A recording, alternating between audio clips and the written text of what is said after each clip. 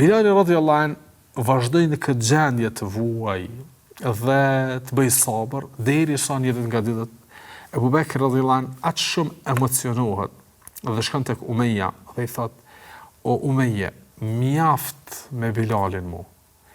Liraja ata, shit ma mu me çfarë do çmimi, se unë nuk po më me duru që ta shoh këtë gjendje duke vujtur."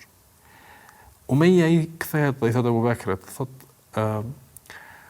ashtu ti e prishe këta, ti ma prishe edhe robin të më të mirin, shërptorin të më të mirin, merre, me çfarë do çmimi, veç hiç ma qafa.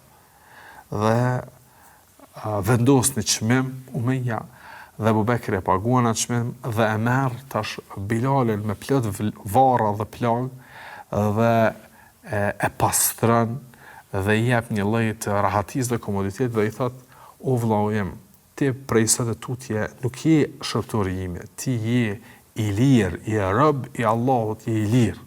Nuk je mu në shërbim të askujt." Dhe këtë nuk e bëra për asgjë tjetër veç se si shkak i vllaznillokut, si shkak i vëllazërisë në Islam.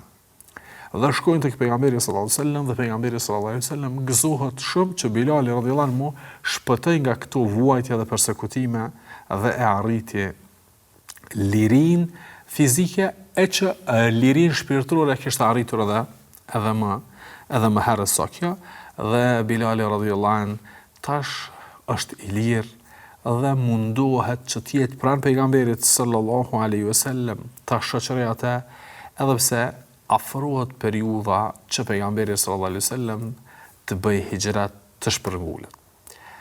Bilalin radhiyallahu anhu sahabët e donin shumë. Ebu Bekri vetë se e pat se çfarë dashurie kishte, saqë i tha: "Sado që e vendos të çmimin o Umeje për lirimin e Bilalit, krejt pasurinë e dho, veç se Bilalin më shpëtu nga këto vuajtje." Ndërsa Omer radhiyallahu anhu thoshte: "Bilali është zotriu ynë. Bilali është zotriu ynë." Dhe lavdata dhe fjalë të shumta lidhur me pozitën e Bilalit radhiyallahu anhu wa ardah.